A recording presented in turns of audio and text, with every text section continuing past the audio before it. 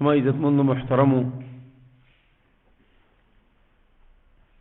د یو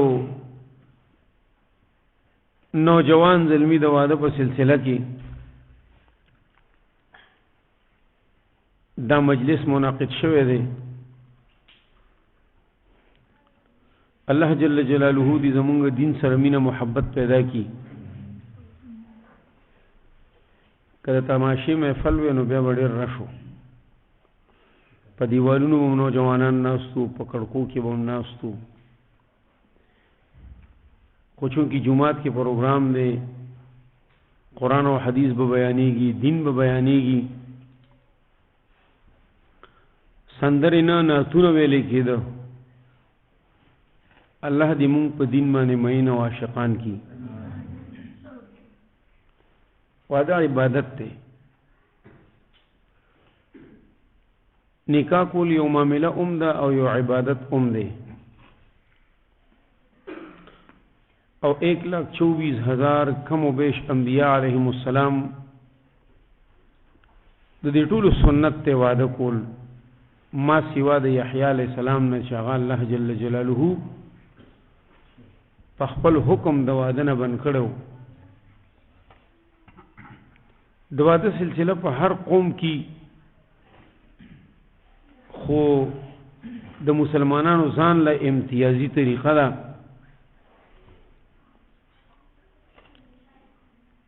ځکه دا عبادت دی.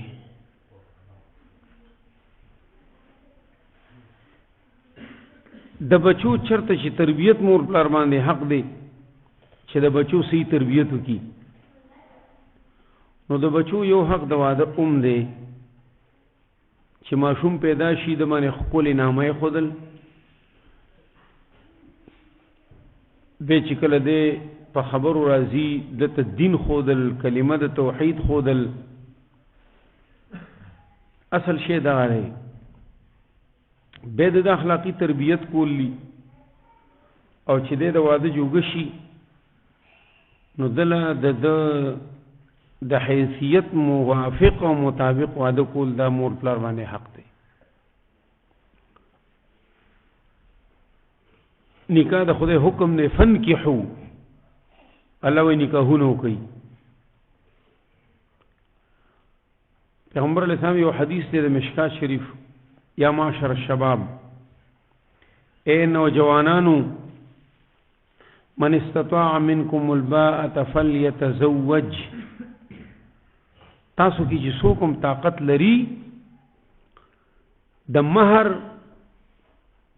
د ښځې دپاره د یو کوټې جوړولو د هغې د نان نفقې نو دی دې واده وکړي حکم دی. او که اصل کې حدیث کی راځي واده سترګو کې حیا پیدا کوي د سړي د عورت حفاظت کوي او کچا کی طاقت نو ځوانانو ته حکم دی روجي نیسي. روجي سره شهوت ماتيږي کمزورې کیږي. کم نوجوان چې د واده طاقت لا نه دی لرلی او میش کې درې روجي نیسي الله جل جلاله به د عصمت او پاکبازی محفوظ ساتي. دو سیزونه دي چې دا ډیر خطرناک دي. یو جبه ده یو د انسان عورت او شرمګاه ده. جناب رسول الله صلی الله علیه وسلم ذکر فرمایلی دي من یضمن لی ما بین لحیین وما بین فخذین اضمن له الجنه. څوک چې مال په بدن کې د دو زینو ضمانت راکړي یو د جام نو منځ کې جبا یو د دواړو پاندو په منځ کې عورت چې دا و بې ځایه نه استعمالوم د دې دواړو غلط استعمال به نه کوم اضمن له الجنه زدل د جنت ضمانت ورکوم چې دا سړی جنتی دی دا ښځه جنتی ده ځکه پیغمبر علیه الصلاۃ والسلام ځوانانو ته وایي چې تاسو کې څوک طاقت لري نو واده وکړي، او که چا کې طاقت نه وي نو دې روزي نیسي. زما عزتمندو کومه معاشره کې چې واده ګران شي لکه نن چې مونږ په ځان ګران کړی دی، که د جیلې کورواله دي ام ډیمانډونه یې دي، پخه کوټه به جوړې، لنټري کوټه به جوړې، او دانه به کالې کې، او دانه به جوړې کې، او دانه به فرنیچر کې، او که د هلک کورواله دي ناغیم عجیبه ذهن دی چې دا به کوو، کوټه به پخه چوو، شل تولې به کالې کوو، ځان ته خپله مشکلات مونږ پیدا کړي دي. اسلام کې دا شی نشته. د فاطمه الزهرا رضی الله عنها چې دا د جنت د بیبینو سردار ده، د دې والی مبارکی د قجورو د پاڼو نه جوړې وي، او د دې ټول جهیز یو منګوټې منګې او یو کنډولو. د خپل لور د پاره ته چې دا ډیمانډونه کې چې دی له ودا کې او دا کې او دا کې، آیا دا د فاطمه الزهرا رضی الله تعالی عنها نه قیمتي بیبي ده؟ څنګه چې الک له د واده غم کولی شي او مور پلار سره فکري تقسی بجیله د پاره مخم کې د خپل لور د پاره هم یو موضوع مناسبه رشتہ لټه. پښتانه خو دې شیدونه نه شرمېږو. د حضرت عمر رضی الله عنه لور بیبي کونډه شوی و، او د حضرت عثمان رضی الله تعالی عنه بیبي وفات شوی و. نو حضرت عمر رضی الله تعالی عنہ ورته راغی چې عثمان مخه پکېږه، ستا بیبي وفات شوی ده، زه به تعالی په نکاح خپل لور درکم. په خپله د عمر نه غیرتي څوک دا خبره پیغمبر علیه السلام ته ورسېده. آقای نامدار علیه السلام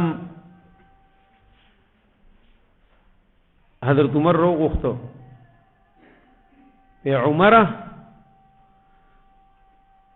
ستا خوښه نه ده چې ستا لور ته د عثمان رضی الله تعالی عنه بهتر خاوند ملو شي، او عثمان ته ستا د لور نه بهترینه بیبي ملو شي؟ وی ولی نه حضرت، خبل ته د خپل لور مال راکه په نکاح حفصه رضی الله تعالی عنها، او زما خپل دیم لور حضرت عثمان رضی الله تعالی عنہ ورکم. حدیث کی راضی چې دریو کارونو کې مسلمان به توندی کوي. د مانزه وخت چې اوشي نو مسلمان بندا نارینه او که زنانه دا به مونږ کوي، مونږ به تاخير نشي کار کوي. اکثر زنانه یا نارینه او دا عادتي چې نور په غرزیدو شي، سحر نور پر اخطو شي، د ماسپخین مونږ په قضا کېدو شي، د ماخستان هم نا وخت شي، د ماخستان خو ټیک د چې کس نا وخت کې ثواب دی، نور مونږونه بیٹه ما کوي او دا سخت ګناه ده. دیم چې کوم کار کی توندی کول دي هغه جنازه را چې کله جنازه تیار شو بے ځای بدی کې تاخير نه کی، او یو پیغله بیبي چې د دې د جوړ خاون ملو شو صالح او نیک عمله په دې باندې به توندی کی دا باندې کا کې. نو مونږه دا ډیمانډونه کوو ډېرې پیغلې غریبانانې زړې شي، او ډېر نوجوانان چې د غریبانانی لور خور څوک نه ورکوي غریبانان بوډاګان شي. سید ابن مسیب رحمه الله تعالی مشهور تابعی دی، او په دې کې د صحابو د محدثینو اختلاف دی چې سعید بن مسیب رحمت الله علیه افضل دی که اویس قرنی رحمت الله علیه افضل دی. نو ډیرو دا ویلی دي چې سعید ابن مسیب رحمه الله تعالی ډیر لوی محدث و، د صحابه کرامو شاګردو، دا بهترین دی، دغه د حدیثو درس کول. دوران درس بدل یو طالب راتلو، د درې ورځې هغه طالب رانغی، درېمه څلورمه پس چې طالب راغی، بچې ته ولې درې ورځې نه وی سبق کې؟ وی جی زما بیبي وفات شوې وه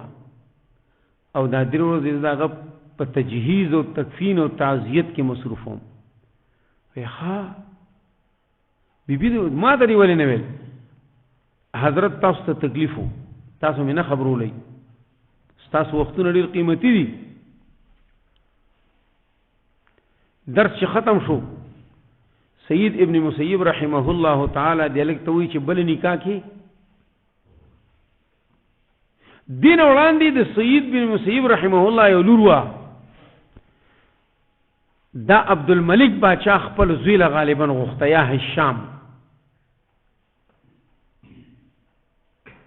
هغه ته یې تعالی خپل لور نه درکو. ولی په زما لور ستا د زوی جوګه نه ده، ته باچای وخت یو مون فقیران یو، سبا به زما لور ته مشکلات پیښ شي، که مونږ وې ځان به م وجل، به زه به خپل لور طالب له ورکوم چې د قرآن او د حدیثو طالبي او عالمي، ځکه زما لور عالمه ده، خپل لور ته قرآن او حدیث ورزده کوي. که نور سنی بهشت زیور ورته وي جنتی کاله، دا کتاب پښتو کې ملاویږي، اردو کې دا راوړي، خپل لونو لا خپل بیبیانو لا راوړي. فضائل اعمال، قرآن پاک او جنتی کاله دا خامخا کور خپل بیبیانو لونو باندې وایي. د زنانو جمله مسائل په جنتی کاله کې شته، جمله مسائل.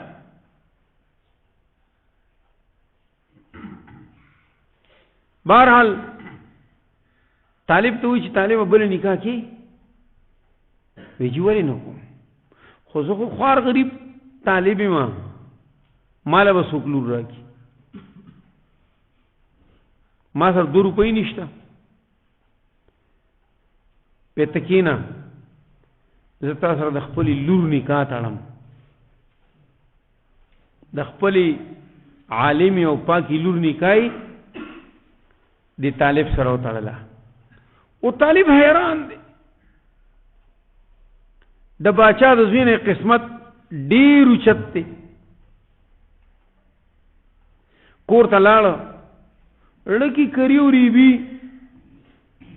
چې ما سره خو 2 روپۍ نشته، یا الله څه به کوم، دا جیلی به په کومه طریقه راولم کور ته. ماښام دې سوچونو کې ناست دی، روژه یې وه، ځان ته د زیتونو تیل ایښي وو، ور وټکېده. وی څوک؟ وی سعید. لکه وی چې سعید څوک دی؟ یو خو زما استاد دی، زما استاد دی وخت کې دلته څه کوي؟ چې دا بل کوم سعید دی؟ باچا یې وخت خبر شوی دی جوړې چې تاله سعید بن مسیب لور درکړې ده، امې جوړ ګرفتارۍ دا غزوی له خو نه ورکوله. دی کی چې ورکولو کو سعید بن مسیب رحمه الله تعالی ولاړ دی. په حضرت تاسو په دې نیمه شپه څنګه تشریف راوړو؟ ما مناسب نه ګڼله چې نکاح دې شوې ده او ته بغیر بیبي نه ژوند تیر کی، دا ستا امانت مې روستی دی، دا واخله. بورقه کې خپله لور راوستې وه او طالب ته حواله کا. هغه جینۍ د حیا د وجې نه تللی نه شوه، درزې مو خوړه، در اوچته کا، لاس نه ونیوه، وی راځه. او دته د زیتونو تیل او ډوډۍ پرته وه. بعضې روایت دا دي چې هغې ته خواږه د شرمه چې ما که نور څه شتم نه، او یې هغه دې ته کېښوي دا ستا مېلمستیا. او لاړه مورې خبر کا، ډکې وایي چې دې باندې څوک خبر نه دي، دا خلک به سوچتا کر پړای خزه گوانډې نه راغون کې چراشي خلکا سید ابن مسیب رحمه الله تعالی ما سره د خپل لور نکاح وکا خلک راغون شو موري خبر شو موري وروته بچي څنګه چلې موري سید بن مسیب رحمت الله علیه لور را کړی و او دغه د کور ته راوستا سید ابن مسیب رحمت الله علیه لاړو چې طالب تمور وای تا ته خپل پای درونه بخم چې ته دې ته ورجوخ شي درې ورځو کې زبا دعوت د ولیمې کوم خلق براغوندوم البته دا کار کې تا هستوي اوس خو ډیماند لري چې دې سیم کې دی تعلیم شته که نشته او نوکری شته که نشته نه نه پورې خرچ ته دیړې لته تاسو ماته ویلی شي یو سپیچ ته دیړی کړی دا کم د غنم ډکه چې په پټی کې ولاړ دی د خپل ځنه خوځیدلې دی دله د نمی سو کور کوي د دې اسمه کې روباسي سو دله د بړوتري سو کور کوي دکې دا د غنمو بهترینه غوشه سو گچي رزق وعده الله کړی دا خپل لونه دی باندې مزړوي چرته مالدار له ورکوم نوکر له ورکوم نه دا سوچ غلط دی دیندار سره حدیث کې راځي پیغمبر خدا علیه السلام فرمایي تنکح المرأة لاربع سلور خبرو د پاره خزه نکاح کولی شي لمالها سو کې دې د پاره یو جله سره نکاح کوي د چالور خور غواړي چې مالداري وې زمالدار بشم ډیر خلک وي چې تنوکر خزه ګورم چې کور ناسې مو تنخواه وړي او زه بے غیرت او تکور پوه دې مخرمه څونه د بے غیرت سوچته اسلام په خزه باندې ګټه نه دی د خزه نان نفقه سکنا دا خاوند ذمہواری ده او چې ترسو وادنی د مور پلار ذمہواری ده د دې معنی دا نه چې نه خزه حلال روزګار نشي کوله پردې سره د حیا او د پردې په صورت کې دا خپل مزدوري کولی شي چا کر لوخینځي چاله جامینځي سکول کې نو کوي په هسپتال کې خود حیا او د عزت د پردې لحاظ بساتی خو بعض خلک دی لکه د دیندار مالدار خزه د مالدار سړی دی کدا مې کو بس خرمه مې رامانه مهرباني او پیسې برا کوي گاډي برا لوالي نو کرم مې کیو لجمالها کله کله د حسن د پاره او خزه کولی شي چې دا ډیره خسته جیله ده نو زبه حکم حسن خو فانی شی دی خاپیره د جهانونو چې کله صلیختو کال نوړي بس ریپړه دی جوړ شي اته ترنګن شي به او چې 50 سره مخ کې به کرخي جوړي شي او کله کله کولی شي له حسبها دا پلاني قوم خزه دا مومند دا پریده دا پلان کې دا ډینګلې دا ولدینها او سو کی دیندارۍ لپاره کوي چې دی خزه کی دین دی د کی حیا ده د دیندار ده د خاوند تابعدار ده زما د مور پلار بلی حساتی اوس خو عبادت د لکور تراولي وداغینا مور جوړ کېو مور نه الله اکبر کبیره خزی سو غرزینا د خزی خپل مقام دی خو خزی د پاره خپل مور پلار ته سپک نظر کول دا ظلم عظیم دی او کمی خزی دا دی وری زما د خويندې مې ټولي کمی زنانا چې خپل خاون باندې خپل خاون د خپل مور پلار مخالف جوړي یعنی د خپل خواخ سره مخالف جوړي او وکیو ته تلی وي د خپل خاون په خپل تبا کوي دی خاون ته دی کله دی خاون د مور پلار دړنه یو هوته نو خاون ګور ته به ښکته کی دنیا به مولا غر کی او آخرت به مولا غر کی نو خواخ سر تبا یو زنانه سپک نه ګوري درون نظر وکي خواخ سر کله دسی بوډاګانی مازغونه کمزوري نو خیر دغې لحاظ کوي بوډاګان دي دی عمر کې کاغي سخت خبرو کی ا دې برداشت کوي او خاوند ته دې نصیحت کوي چې ور پام کو مور پلار سره سخت خبرونه کوي او کنه ته ته دا تیلی غوټ کی وਹੀ نو ټیک د دنیا څخه فائدہ وته حاصله کی خدا خاوند مزان لغر کو تبا کی کدی حسندار خزه کول دې لپاره دا حسینه ده سبا ورته وی دی خلی ته خو دې ورستا قابل هم ستا خلی وګوره زما حسن وګوره نو کور ودینی دا وګوري به جهنم وي کده نسب د پاره دې کړی وا ابا ته دوی زه خدای د خوانه کې تمای چا خرم تانی نه بوتلو زما پلار خدای ډون کی تعالی درکم به بدیم جون تنوري او کته د مال د پاره کړی وا ابا ته پیغور درګی تا کر ډوړې درک نه لګي تما سره ځان سمې به بدیم کور جهنمی او که دیندارې د پاره دې کړی وا اب سره وخت یې رہی ستا به احترام کوي ستا به خاطر کوي ستا د مور پلار مو خاطر کوي سړاو ته د ونه ګوري تاسو سره بجون تیری ستا حیا عزت بساتی حدیث مبارک کی راضی نیک او بهترین خزه او بیبي اغلا چې خاون کور تراشی او دې ته وګوري او دې خوشاله شي او مسکی شي دانا چغلا پور راغلی نی دیو ته پوز ورانی کړي خپلانې شي دی راوړو او تا ته مې د خپلانې شي ویلو دی راوړو خاوند استړی راغی بالا خو تماچو که ګرمي و تازه وبو ورکا که یخنی و یو ګټ چول زر زر ګرمي کا تپوستیو کا ور څنګه تیر شو زما د سر تاج زما سردار تکلیف ورته ملو نشو کستړی چې زور دل حکم خوږی پستی خبرې کوا نو اگر اغلی نه او تا تماچا ډکه ساتلې ده او لومبه ډز دی پیداو که چماله دغه بنگړي او جوړه وروړي ده کنه اته ته مې صادر ویل ورو دی کنه خپلانی بوټان دی وروړي دي کنه دا خزانه ده خاون راشي دي ته وګوري او خوشاله شي بهرحال زما عزتمندو دا خو د واده موضوع ده او په دې لس غنټې خبرې وشي او نه ختميږي الله دې زمون خپل بچو ته دیندار رشتې ملو کی دا واده د عاصم د خدای بختور کی دا مور پلار او د نیانی کونه ټول دې په خدای خوشاله کی